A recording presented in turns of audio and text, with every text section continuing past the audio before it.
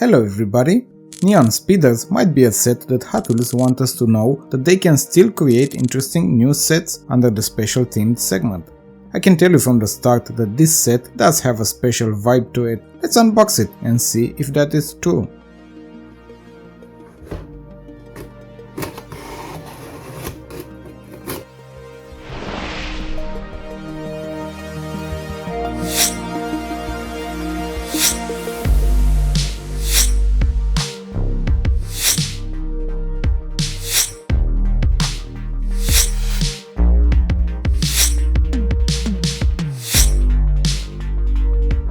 Just like the segment name implies, these sets have a specific theme to them, and usually Hot Wheels choose castings that have already been released in other series and they customize them with the set's theme graphics.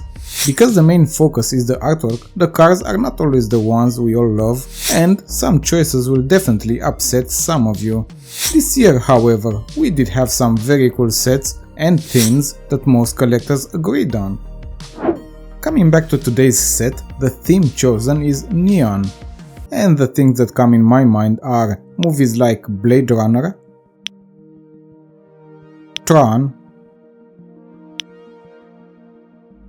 manga animation like Ghost in the Shell, Akira, and a little game called Neon Boost that is free to play on Steam. It has the 80s and 90s vibe with some electronic music, retro synthwave running in the background. I wonder how Hot Wheels managed to implement that vibe on the cars.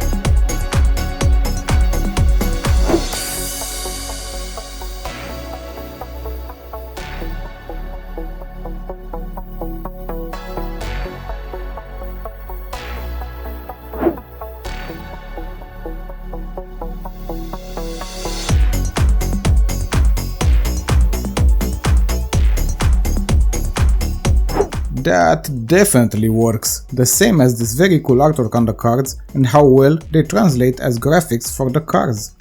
No matter what angle you look at them from, they work and they have all bright colors on them to complement the name of the series.